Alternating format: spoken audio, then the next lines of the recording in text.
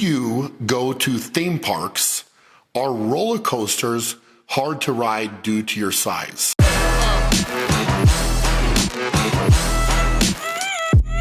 Yes, I would say roller coasters are pretty much impossible for me to ride due to my size. I mean, I am thinking back, the last time I went to a theme park, I was probably in high school, maybe college, but I was still at that point having a hard time getting the safeties to drop or getting the seatbelt to buckle or having my hips kind of fit into the seat. And it was pretty nerve-wracking. And I thought to myself, you know, I don't want to be the guy that gets on the news and is like, hey, this big guy was thrown off of a roller coaster and died because he couldn't fit in the seat. So it's not worth it. I mean, I thought they were fun, you know, when I was younger and that type of thing, but it is not worth the risk now. When was the last time you had this much time to train before an event? So I'm assuming that you mean World's Strongest Man and taking some time now just to prep specifically for that.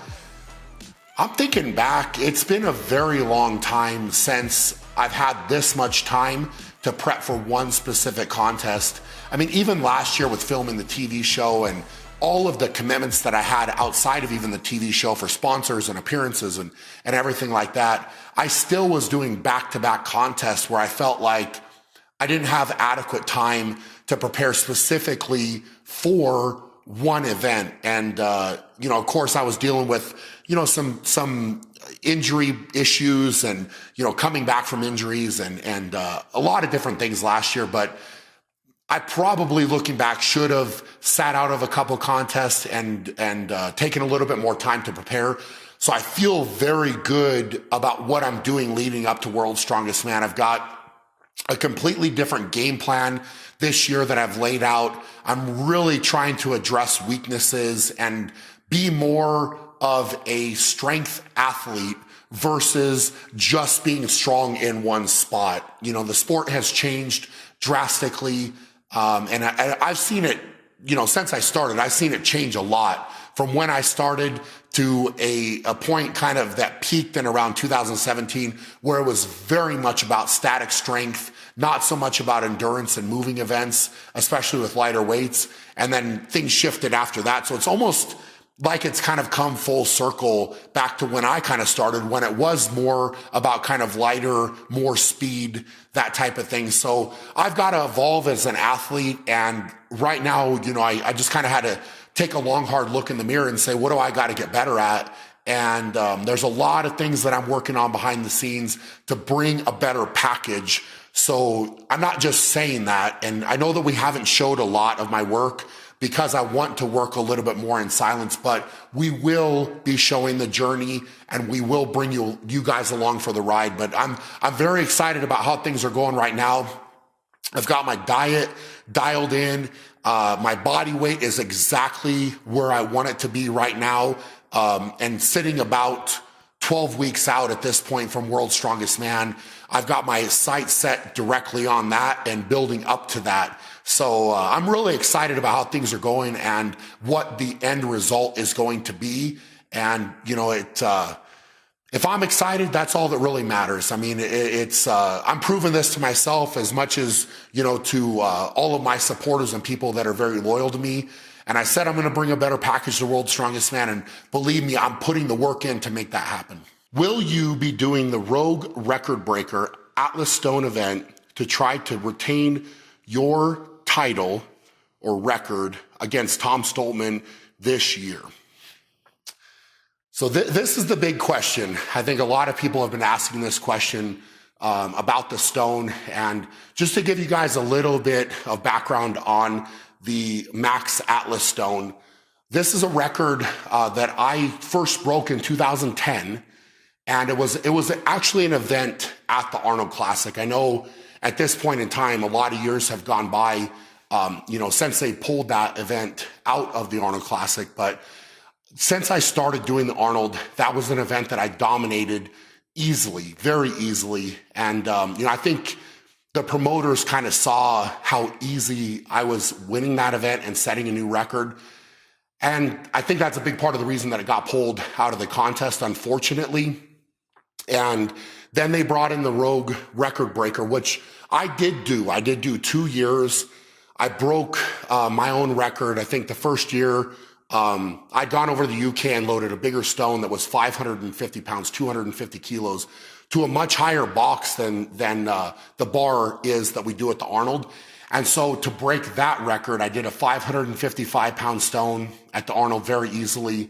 And then I came back again and did a 560 pound stone. And, we might try to throw that clip into the video here, but I did it ridiculously easy. And, just to give you a background, I was so excited about the Max Stone event at the Arnold that in 2011, I actually ordered and had made 2 different stones. One came out to be 558 pounds. And I posted videos in the past of me training with that. I think the best, and we may be able to find that as well to kind of throw in the video here. But in the past, I think the best reps I ever did in training was 4 reps with 558 pounds over a bar. And also, I ordered a much heavier stone as well. And this is something that not as many people know about. It came out to be 629 pounds.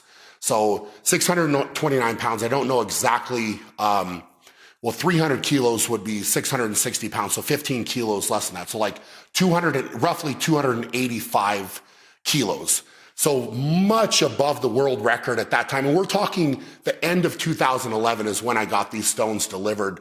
And the first time that I touched the 629, I lifted that stone as well. But it was so far above the world record at that point, or what anybody had even done, that once I found out, leading up to the Arnold Classic in 2012, I found out that they had pulled the Atlas Stone event out that year and replaced it with a axle clean only event.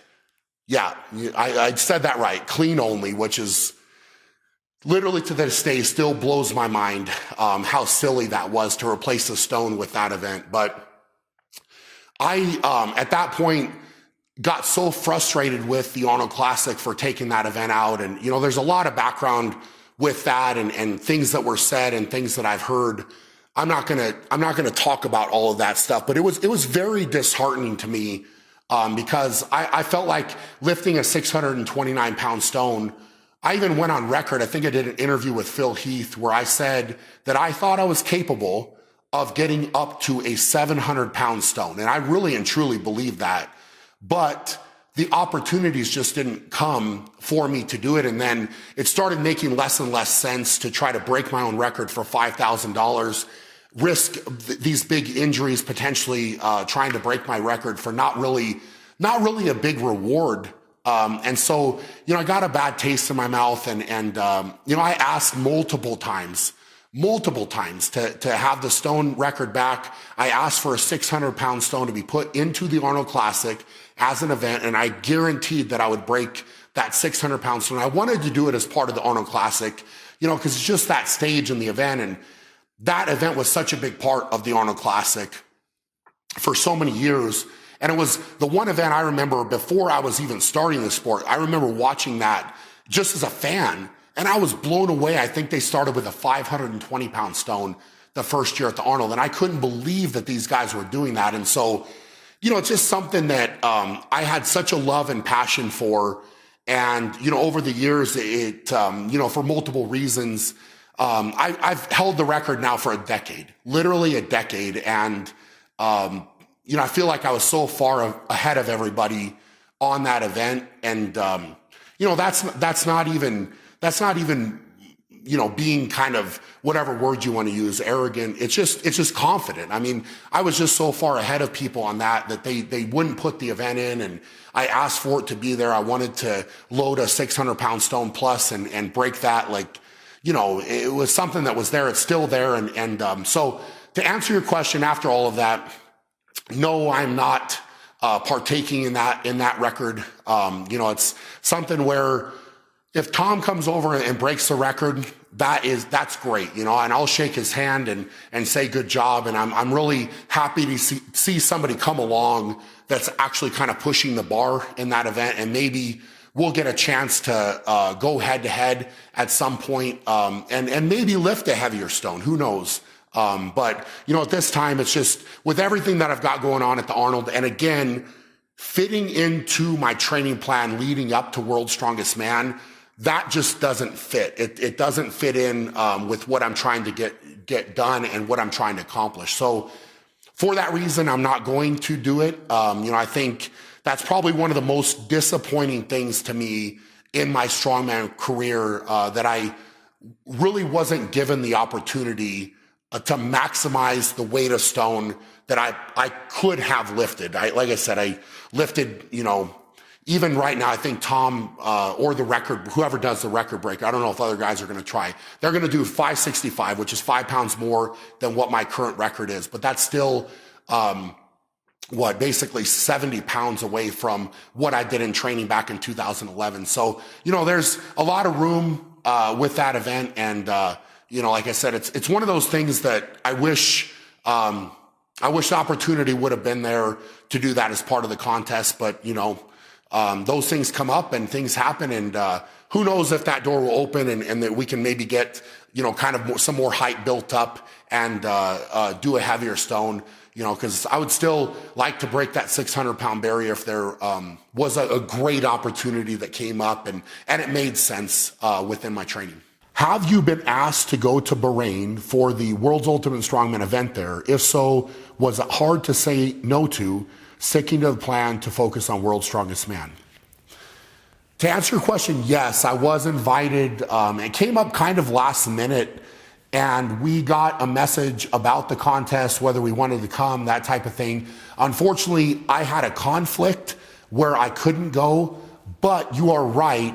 The other thing, if I didn't have a conflict, the other debate would have been the fact that I've already laid out my training for World's Strongest Man, and that is my goal. I've made it very clear that that's my goal. And with Bahrain, the one X factor is the rumors are that the prize money is going to be ridiculous. It's going to be literally by far, not even close, the most prize money that's ever been offered in the sport of strongman. So the events look good there.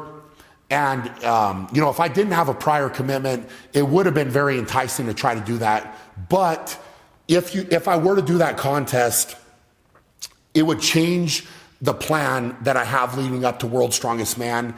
And with the way things are going and the training that I'm doing, everything is very different. Like I said, I'm trying to bring a different package to World's Strongest Man. I'm really trying to focus on areas that I haven't focused on in years.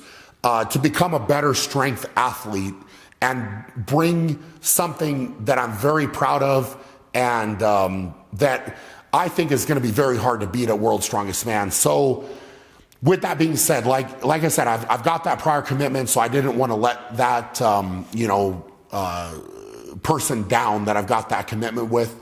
But on the other hand, my focus is World's Strongest Man. So with the contest being, I think it's only 4 to 5 weeks away from World's Strongest Man, it would be very hard to travel over there, compete, and then try to peak again for World's Strongest Man. It's doable, but at the end of the day, I need to keep my sights set on my goal. That's the goal that I've set, is going to World's Strongest Man and building up gradually leading up to World's Strongest Man. So that's what I'm going to do. That's what I'm going to stick with. And, I wish the guys that are going over there and World's Ultimate Strongman the best.